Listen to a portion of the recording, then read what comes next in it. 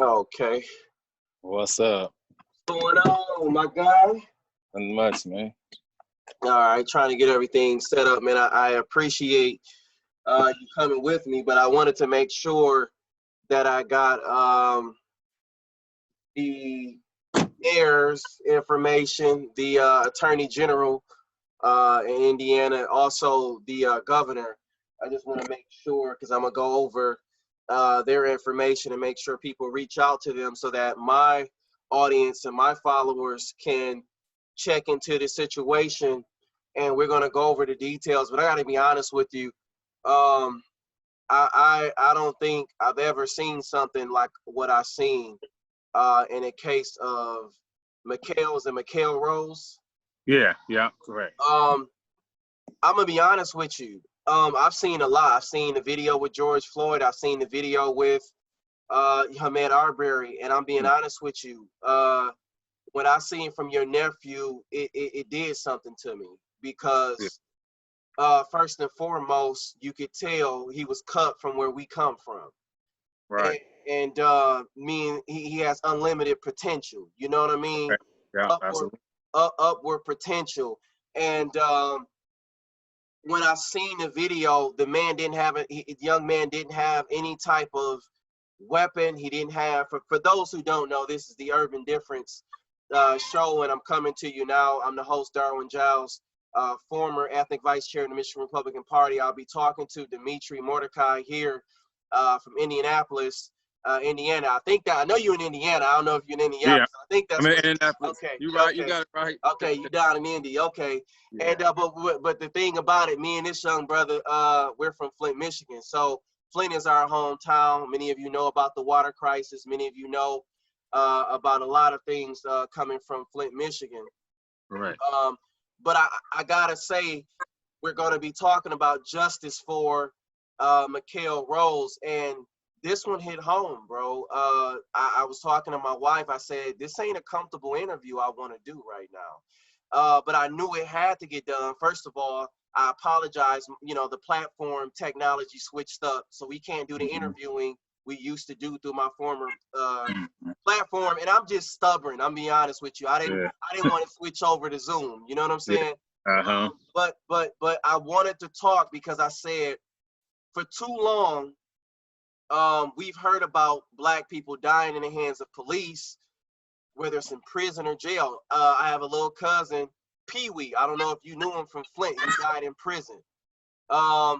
I don't know all the details surrounding it, but growing up, we heard about young people dying all the time, you know, and we don't necessarily have those cases classified, quote unquote, for police brutality. Right. So it ain't always that there's statistics about this, but because you're involved and just knowing that's a young brother, I feel like this family, this close to home. So let me do anything I can do from a political standpoint, from an activism standpoint, to get the truth out about McHale Rose, because this seems like one of these stories. And again, this isn't anti-police, anti-anything. We want to know the truth. But what's harmful about this is that you guys haven't even had transparency about what happened. The last time we talked, you know, I don't know if there's been updates since then, but from what it sounded to me, you guys didn't even have the normal closure of details of what happened and how it happened. And we still haven't received a police report. And this happened May 7th. What date did this happen? May 7th. May 7th. So here it is. We're coming up on a primary election. You know, I'm going to keep it political because I want to put some pressure on some political people to look into McHale Rose in Indianapolis, a young man, unarmed young man that was killed, murdered there. And we don't know the details. We don't know what happened. We don't know what's going on with the situation. I've heard hearsay, but that's not enough. It's not enough to have one-sided hearsay and not deal with the officer, the shooting officer. What is his track record? Where he comes from? We're for justice. What's their names? Exactly. I mean, so we're not anti-police, but we're anti-injustice all day long. We're anti-injustice all day long. I can think of police officers. You know, it was a shooting incident in 2014 that was justifiable, and cops looked after me pretty much through court, through the whole process, from the Michigan State Police, the Auburn Hills Police. I mean, I had an officer pray in my kitchen with me one time. So I'm for police that's good. But police that's bad, as my attorney Nick Somberg says, we're not for bad cops. And we're not saying it's the case, but the sad part is we don't know anything at this point. Right. And I can only imagine how the mother, the parents feel about not having any transparency with a police case like this, where their child is murdered, killed, and then they hear the negative slander, but you don't hear the positive. You don't hear the positive. You don't hear you don't hear any details one way or the other, and that's bad when you only hear one side. And so this makes me think cover up. I just got to be honest with you. Definitely cover up. And then okay, let's say you want to play devil's advocate. Okay, let's say you don't even want to say. Let's say you want to say this definitely is. Are you guys trying to sweep this under the rug? You know, because of all the other shootings that's happening in the country. That happened because I want to say this is an isolated incident that I've personally seen, where an unarmed black man was killed by police. But in reality, like, I seen this. So just for the record, everybody, I seen this murder. I seen this killing on live.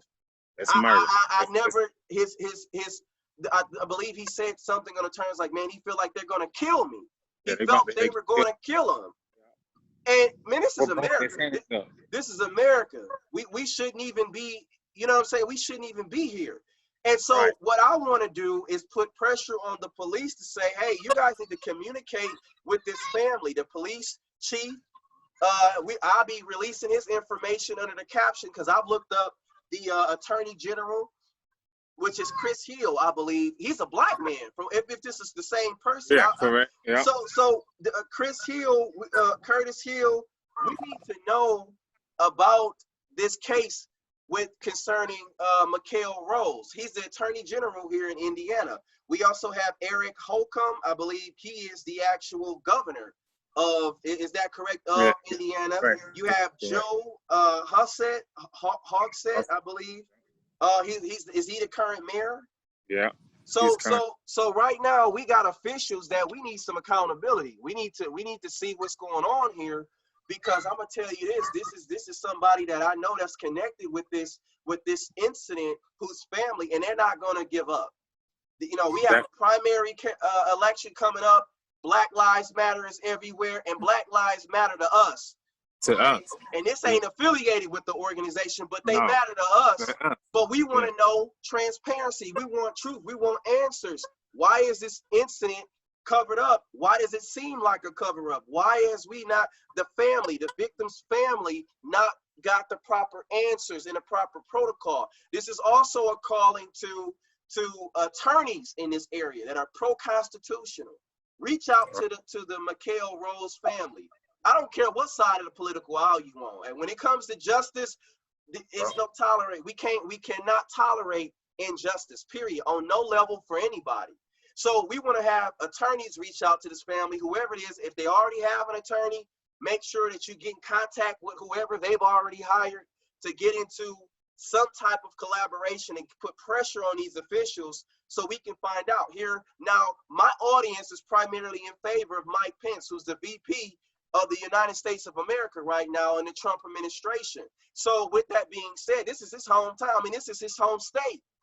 So we want to put some pressure here. Mike Pence, are you aware of what's going on with Mikhail Rose before this thing get blown up? And then you say, well, they but no, I can witness and attest they didn't get the transparency here. Now, this is a situation where minorities, black people could get law-abiding service and transparency, and we could just know the truth of what happened. And things could be processed, grieved, and things could properly heal and move forward. But in this case, we're not getting that. And then we want to know why people have anti-police mentalities or anti-government mentalities. This is why. When you have a case like this and you don't have no transparency, we got to do something about this. So I want to first give it to you, Demetric. Give us the details about this case, because I had to get my frustrations off about it. I got to be honest with you. I had to get it out off my chest, because I witnessed a young man be killed that in my mind came from where we come from. And if you can get his mother, or if we can do another Zoom, we can do that to get them involved, because I'm gonna blast them everywhere, put them all through the site. But let me know what happened. What are they saying happened? Again, I seen the video myself. I don't know if it's still on social media, but I seen it. So I'm a witness to what I seen happen. He was live when he was shot, unarmed, under police. Correct. What happened? So what happens? Let's walk us through it. You know, I've seen the same video you seen, and you know, from what we hearing is what we seeing, because we not hearing nothing from nobody. So you know what we seeing and what we have seen was a 19-year-old who was murdered. Mm-hmm. He's begging for his life. Mm-hmm. Both his hands up, begging for his life. Murdered, shot, and no answers. It's been since May 7th. We almost in August. Like, I mean, what is this? I mean, is his life expendable? Is he just? I mean, what is we doing? You know, I mean, all lives matter, but it just seems like when it come to black, mm-hmm. it's just swept under the rug. Correct. Like you said, I'm not anti nothing. I'm about wrong and right, right and wrong, and it was wrong, and we need answers. We deserve answers. Correct. And he was live, so to live. Transparency, he wasn't hiding nothing. He wasn't hiding nothing. He was on live, directly open, and I'm being honest, where I got upset, and I maybe I didn't need to do the interview before now, because I probably would have been a lot more harsh. We need to be upset. Is correct. Is that we haven't had no transparency about this case. And that's the most hurtful thing to me, because right. I advocate for police. I advocate for law and order. I advocate for rule of law. I advocate for Lady Justice and Lady Justice being blind. And I advocate for the judicial system and us to have trust in the system. But here we have no answers. None. And they just think they can just do this. Now, this pisses me off. I got to be honest with you, because I'm putting it as this is my family. Right. Right. So apparently they must don't understand that there's people that can push this message and make this a political issue if we need to. Right. We want justice. We just want the truth. We want the truth. But if we got to keep pushing this on, we got a lot on stake. We already had a life lost. And we about to go all out to make sure that justice comes to the surface. This won't be the first or the last Zoom meeting between you and me. We and you were just talking. We were just talking before this about community activism, speaking on where we came from, how we changed our lives, how we try to do better, and we're doing better, and we moving forward in the Lord, the whole 9 yards. And then I get a call, you telling me about your nephew. And I was lost for words, because I think I had seen it on your live before you called. You made the call. So it was like, I really, at the time, I was shocked, because this wasn't just something that you just read from a headline. Like, this somebody I know, and then this is something I'm intimate with, because I seen it myself, to the point where I never said nothing. I think I promoted the things you've promoted on Facebook. I've shared it just in case you don't know. I've been doing it the whole time. No, definitely. I wanted to wait to get the official interview from you, and then I want you to reach out to their family, because I want to keep hitting this. Ronna Romney McDaniel is the RNC chairwoman for the National Republican Party. I'm putting her name in there because I want her to check into this. We also have, locally here, being I'm the former ethnic vice chair, but I'm a current state elected delegate for the Michigan Republican Party. I'm saying I'm putting my name. I want to put my face all over this. Let's check into this. Let's get some answers here for this family, for this grieving family, because what I witnessed was an unarmed young black man get murdered, shot. Killed. I mean, I heard the gunshots. He had nothing. And then, it was almost like, I don't know if they cut it off. I don't know if it's the gunshots, if bullets hit the phone. It's just, it went that way. And I'm like, man, this is America. Like, did this really just happen? And then for my followers to understand and know, this is not just one of those cases where you hear about somebody doing something. In this case, to me, this is equivalent to an unarmed person like George Floyd that was murdered and shot. And why? Why? At least in that case, we had a global video that everybody seen. In this case, his video didn't go as viral. So it's our job to make sure that we stay true to making our voices heard, to know what's going on. So I'm sorry about your nephew, man, and just how it happened. But like I said, he seemed like he was a thoroughbred. He seemed like he was a stand-up young man. I can already tell potential. And I see his leadership capability already. And now I'm trying to figure out what's going on, because this is not just about hearsay. He wasn't arrested. You understand what I'm saying? Yeah, He wasn't charged with a crime. He wasn't convicted of a crime. Clearly, he didn't live long enough for anything. So anybody pushing that narrative is erroneous, and it's called hearsay, and it's called a disinformation campaign to try to smear the victim so that we ain't asking for justice. That's what this is all about. And I've had to speak up for George Floyd. I've had to speak up for Ahmaud Arbery. I've had to speak up for these murdered men who are, for some reason, can't get the same level of awareness, the same level of justice as everybody. We say all lives matter. I agree, but we got to show that. The proof is in the pudding. Why doesn't this young man's family have answers? There's a police report. You don't have the police report. Is that correct? No, no police. That's public information. So that means they're not releasing it. They're not releasing no information. That means through a Freedom of Information Act, they don't have the information there. So do you know anything about the officer? Has anybody contacted the family? We don't have no officer name. We don't know how many times we don't know how many times he's been shot. We don't know. We had they had an autopsy, I guess, but we haven't got that. I mean, they judged it as a murder. We did get that over the phone. Okay. But that's all we have gotten, man. We've been in the dark the whole time, and it's just the pain and the not knowing is just overweighing, and it's affecting the whole family. Like, it's people. It ain't no closure. It's tears every other day. Correct. And it's that. And with me being a motivating person, or just being a positive person, it get to you sometimes, and then you get. I was gonna tell you. I said we had just talked. Can you hear me? Because I don't know if I heard. Yeah, I can hear you.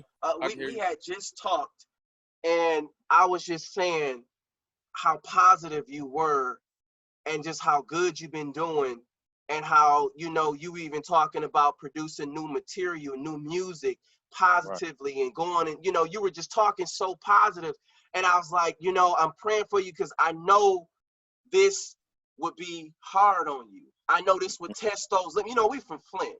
Yeah, So a threat is a threat. An enemy is an enemy, and that's how we view it. So with that being said, I was like, I was saying to myself, I know why this is trying for you. I know, because you're the strong man. They count on you to produce answers and to produce something for Markel Rose and justice in these areas. So we got to push this. We got to get his mother interviewed, because I haven't seen any interviews from her. So I want to push her. So I have a national and international audience where people are going to be able to see and look at this. You can share the information as well, because let me just say this. This is beyond political partisan. We wonder why Republicans don't have the outreach in minority communities. We wonder why certain things are a certain way. And then we cry and we complain about Black Lives Matter picking up stories and making things, out there where people can hear it. But this is a case where Republicans are involved, and whoever else is involved. I don't know if the mayor's Republican or Democrat in Indianapolis. I don't know. But what I'm saying, we've had an opportunity with the AG here, who is a Republican, the governor, these people can step up and do something about this, and should have did it a long time ago. Right. Instead of making sure, like, as if this is going to be brushed under the rug. Because I'm going to be honest with you, Demetric, I owe it to you and where we come from to make sure this story continues to be rotated. I owe it to my nephew. You know what I'm saying? Like, I don't pick up every story. I didn't get involved in a whole lot of other stories. But this one I got to until we get answers, because I know it's not right. It's not and right. It took you a while to get involved. You said, hold on, let me do my investigation before I jump on it. And I respected that, because I wanted to be real when we did it. And see, the other thing is, you know, at this point in time, a police department should be held to their oath of office, and they should be obligated to tell the truth and come forthcoming with the truth. If Right. they say, hey, it's legal things pending, we can't talk, we have a press conference, that's one thing. From what I understand, they haven't even did that at all. Nothing. So my thing is, I'm concerned, I'm grieved. I want every one of my followers, I want those who are in any type of influential position that are conservative or Republican, in between, independents, whoever, look into this story of Mikael Rose, how he was killed, his murder on live. And if I can get a hold to the video, I don't know if I can retrieve it. I'm gonna try to put it out so people can understand that, man, there's too many of these stories that are not being documented. And that's how a lot of these stories are coming forth. If nobody recorded George Floyd, we would have never heard of him. If nobody recorded so many other young men, whether it was right or wrong, we would have never heard of these stories. Right. And the institution would have protected itself. You know what I mean? And this is where they get into institutional racism, because why is it that we don't have the answers? Now, from what I understand, something that's not talked about is that the whole police state is part of the problem. The whole police state and police brutality, they attack black and white people. And it's become that they think that they're without accountability. When they work for us, they work for the people, my brother. They work for the people. So I'm asking for these individuals, again, the Attorney General, I believe his name is Curtis Hill, to reach out about Mikael Rose, Eric Holcomb, Joe Hogsett, I believe he's the mayor there. And again, the governor, which is Eric Holcomb, I want him to speak up, and we got to put pressure. Mike Pence, this story will get back. They circulate my channels, and I want some answers. So is anything else you want to say, anything that the family could say, anything that we can get out there? And again, tell the family we send our condolences, and if we can get them in, now that you know we're rolling, let's set up another one, maybe Sunday. Let's set up another one at their convenience. I don't even want to put a time. Whenever they're ready, get in contact with me, and we just gonna do it live. It's gonna happen. We're gonna let their stories go, and sooner than later, because I would like to share both of these videos together so that they can get their truth out to the public about their son. Correct. Yeah, they'll be open, and you know, I guess for me, man, it's if you human and you see this video, it's gonna affect you. You know, it's gonna affect you. If you got a teenager, if you got a nephew, a son, a father, any black young man, any young man, not even just the color. If you got anybody that's in your family, and you know that this young man, you know this a young man, he gonna make mistakes. You know, it's gonna happen. You're gonna make mistakes. That don't mean that he got to pay for it with his life. Correct. You know, and if we all have to stand on this, because it can be your son, their son, it can be anybody's. You know, mine. At one point, I was on the other side. I was protesting with families who child and got murdered just a couple of years ago in Indianapolis. A young baby, like 6 months. You know, guy shot up the house, killed the mother, and killed the baby. And you know, I'm marching with them because I'm standing for something. Correct. Because, you know, I couldn't feel their pain, but I could understand the situation because that's where we come from. Correct. And I wanted to stand on something, you know, and I was on the one side. Correct. But now I'm on the other side, and it's different. And I feel like if I would have stepped forward or put something in motion, I could have prevented some of the things that happened. Correct. You know, and that's just how I feel personally. Correct. So for me, his death have brought out the best in me in the worst situation. Correct. And that drive along it's going to be scary for him, because I'm not going to let up. Correct. And I'm willing to put my life on the line for him. I'm willing to put my life on something that's right. Correct. And I'm not just going to stand for this injustice and this murder. So if everybody that's on this platform and listening, you know, check out the video, you know, get in contact with me and, you know, one of us, and I get the video to you, but my thing is this: if you're gonna be with it, be real. Quick Let it question. stand up. Now I want to do this before we log out.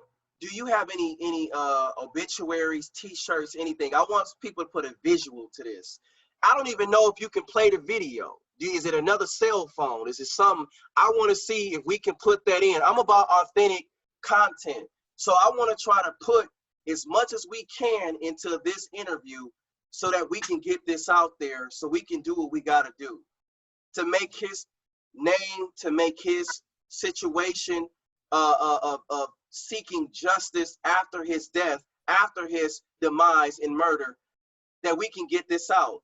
Because I want to know what's going on. We know nothing, and I want the people to see that there's a face to this, and I want them to see, if they can, the video, whatever you can do, however it plays. I just want to put something in if they have it, so we can know a little bit more about this. Okay. Let me dig into this video. Give me a second. Keep in mind, when it was when it came out, it was took off every platform. Every platform. I was the only one that still had the video. Correct. And on top of that, my phone got hacked and all my videos got deleted. Oh wow. Everything got deleted. Like the incident with you calling. Wow. And I told you I couldn't call you. My phone is going off. Well, all my videos got deleted. Wow. It was like, and I got an Apple, so it started an account on my mail, a different account on my mail, and hacked my calendar and deleted all my videos. Wow. Wow, wow, wow. But I stashed it. So you gotta keep stashing it. So we're gonna put it out here. So this gonna be directly in this, and once it hit the channels, we're gonna keep plugging away. Yeah, I'm not backing down, and I'm not scared. I'm standing on it. It's the only way to be. The only way to be. God body, God got me.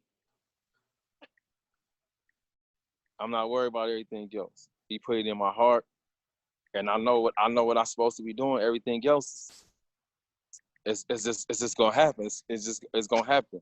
Correct.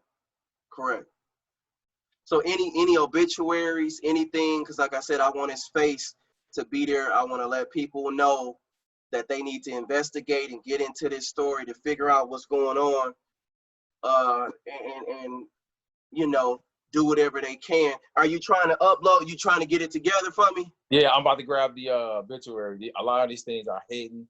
Okay, I got you. Take your purpose. time, bro. Take your time. I just want to make sure so we can keep moving forward, man. It's a hard pill to swallow, so we just try to keep seeing these things, but that the reality is it's got to be revisited because something got to happen, and I try to refrain from looking at it every time, as well as the obituary. I've probably seen it once, and the video, because it's heart-wrenching to see that, I know this person, but the person, you're like, hold on, this ain't no monster, like, it's a whole child. Yeah. 18 years old. Come on, man. Come on. Give me a second. I got you. Take your time. It's one of those, man. But I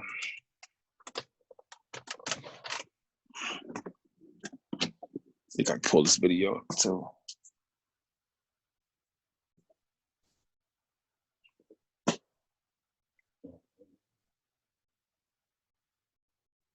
Yes, a lot of those things just hidden from certain people. They see it, and and it's just they get emotional. So I'm we, like you said, we from Flint, Michigan, man. We kind of got numb to these type of things, and it shouldn't be a norm for us. Correct. But unfortunately, it's normal. It's normal. Correct. Okay, so we have. We're gonna go through it.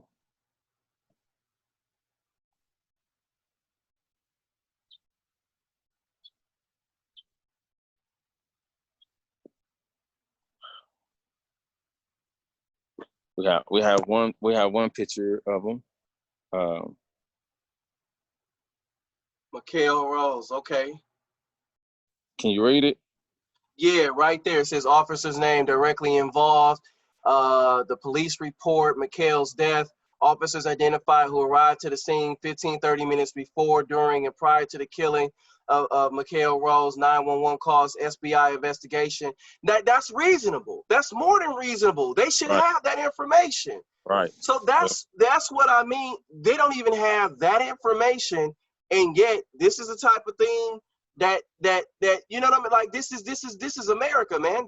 We have a constitution, and we have rights and freedom to know what's going on when it comes to this. These elected officials, the police departments, the chiefs, they work for us. They work for us. So they need to answer for that. They need to answer for that. So, are you going to be able to play the video? Yeah. Okay. Maybe I play.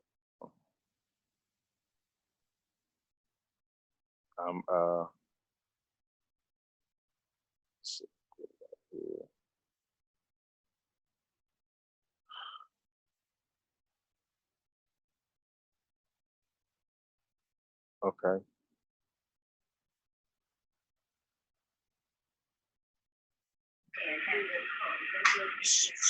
Okay. Here there you see him. He's sitting in the backyard. He's sitting in an apartment building, a laundry room, at the back door of a laundry room, smoking a cigar. Smoking his blunt. We know what he's doing.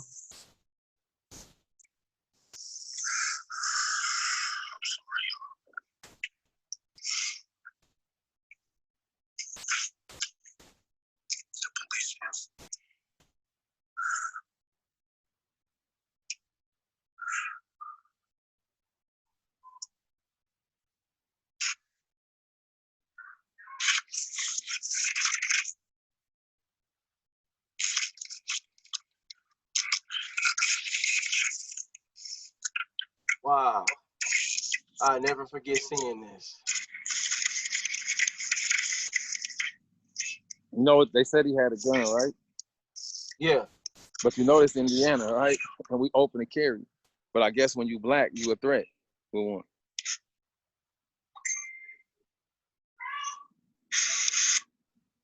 Oh man, I can't watch it. I'm gonna have kind of.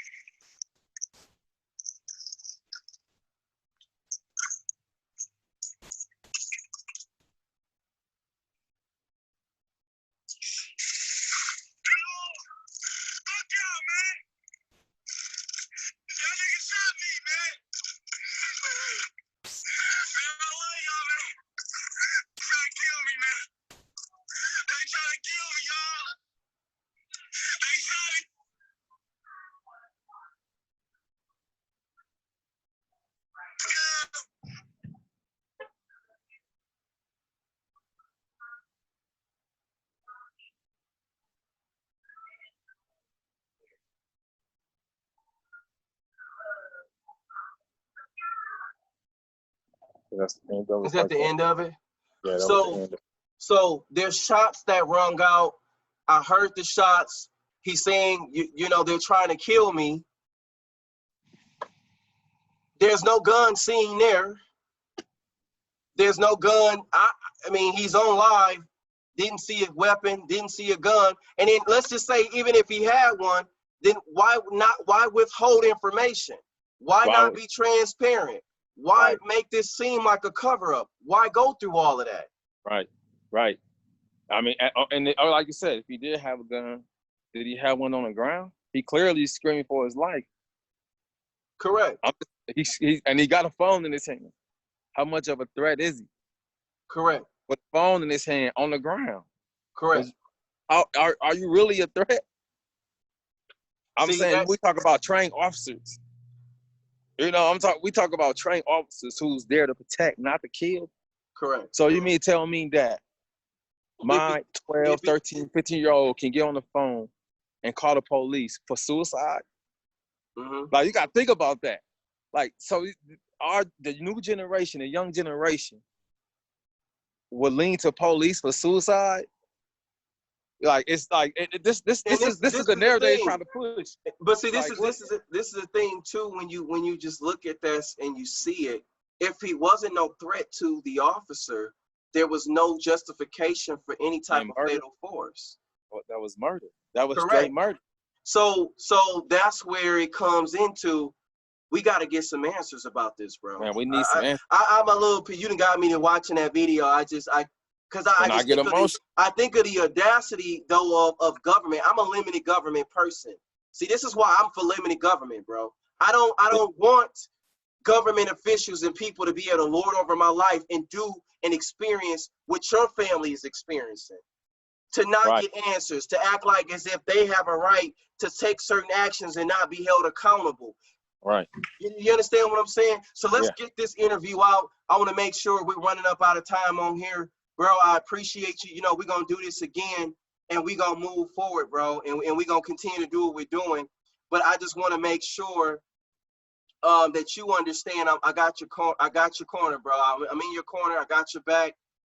Reach out to the family again, and let's move forward from there, bro. Man, and I got you. I'm going to get this out there. Once I get it posted up, my goal was to get it posted up so people can still watch it. I'll get it right over to you, bro.